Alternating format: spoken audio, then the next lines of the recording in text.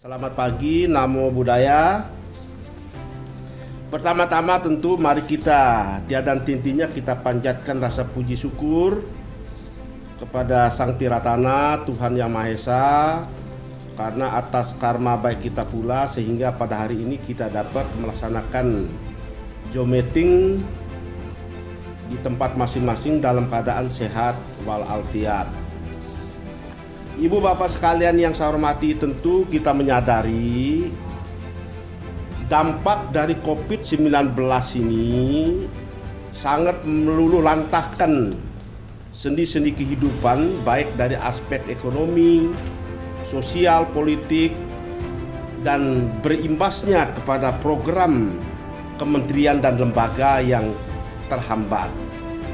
Nah, dan oleh karenanya maka Bapak Presiden menginstruksikan terkait dengan rendahnya serapan belanja pemerintah pada sidang Kabinet Paripurna 12 Agustus tahun 2020, dan yang kedua penerbitan PP nomor 24 tahun 2020 yang menetapkan pejabat pimpinan tinggi dan fungsional ahli utama atau yang setingkat keduanya tidak menerima gaji, tunjangan, dan penghasilan THR.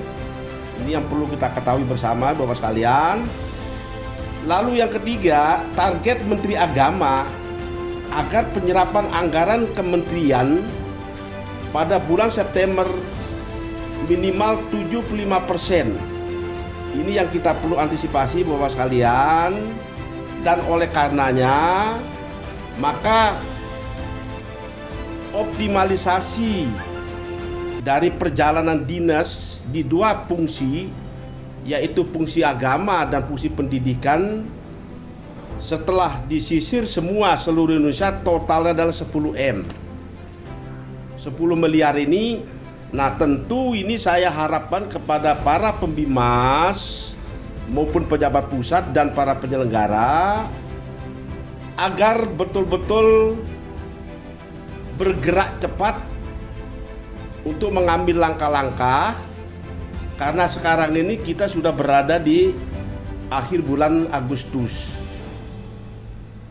Kalau kita bekerja biasa-biasa saja tanpa kerja yang luar kebiasaan kita, maka semua program tidak akan bisa berjalan dengan baik.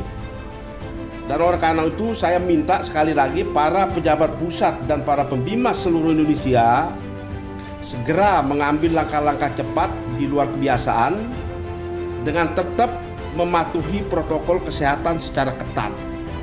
Ini sekarang kita ini sudah mulai bergerak, baik pusat maupun sudah mulai bergerak. Karena kalau kita hanya diam dan menunggu perintah dari pusat, maka semua program yang sudah kita buat tadi tidak akan bisa berjalan dengan baik. Maka harapan saya terutama kepada pembimas dan para penyelenggara agar tetap melakukan koordinasi dan komunikasi dengan pusat dalam hal ini bagian perencanaan, agar semua optimalisasi anggaran yang 10 miliar ini betul-betul dapat dilaksanakan dengan baik dan dapat teratasi dengan baik. Nanti secara lebih teknis, provinsi mana yang akan dapat dialokasikan 10 miliar ini akan disampaikan secara lebih teknis oleh bagian perencanaan. Ini harapan saya, karena kalau kita tidak dari sekarang mengambil langkah-langkah dan berjalan program-program yang dampak dari COVID-19 ini yang sudah hampir 6 bulan ini, kita tidak bisa bergerak. Karena kalau kita bergerak maka kita khawatir akan penyebaran terhadap virus itu sendiri.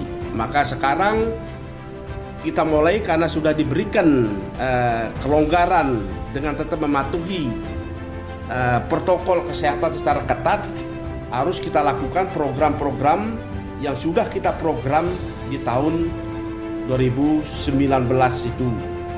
Itu harapan saya kepada para bimas. Sekali lagi, mari kita laksanakan optimalisasi tidak hanya anggaran yang 10 miliar, program-program yang sudah diprogramkan oleh daerah maupun pusat agar segera dilakukan, tetap mematuhi juga protokol kesehatan. Jadi itu barangkali singkat yang dapat saya sampaikan, tapi intinya mari Pak Menteri sudah menggariskan kepada kita semua unit 01 capaian serapan pada akhir bulan September minimal 75%, minimal 75%. Sekarang sudah di akhir bulan Agustus kita baru kurang lebih mencapai 51%. Ini kita masih berada di zona rawan. Nah, oleh karena itu saya minta sekali lagi kepada jajaran pusat maupun jajaran para pembimas agar segera melakukan langkah-langkah cepat dan melakukan langkah-langkah di luar kebiasaan. Harus apa yang bisa kita lakukan dan tidak hanya berdiam tetapi tetap melakukan juga komunikasi dengan pihak pusat, dalam hal ini bagian perencanaan.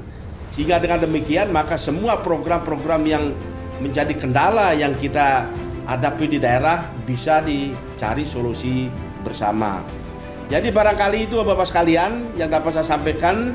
Nanti lebih secara teknis nanti bagian perencanaan akan menyampaikan kepada Bapak sekalian. Hanya itu inti-inti garis besar yang saya sampaikan agar kita tetap bergerak cepat, tidak menunggu harus perintah, dan terutama honor-honor penyuluh jangan nunggu 3 bulan. Setiap bulan harus dicairkan, ya. Saya informasikan kepada para pembimas seluruh Indonesia, honor penyuluh yang sesuai dengan juknis 3 bulan, tapi jangan dicairkan 3 bulan, cairkan tiap bulan. Kalau dicairkan 3 bulan sekali justru akan menghambat dalam hal perserapan. Dan oleh karena itu mulai hari ini saya minta kepada para pembimas agar honor penyuluh dan honor apapun harus dicairkan setiap bulan agar juga mereka dapat melaksanakan tugas dengan baik. Jadi itu beberapa hal yang dapat saya sampaikan. Kurang lebih terima kasih. Selamat pagi. Namo Buddhaya.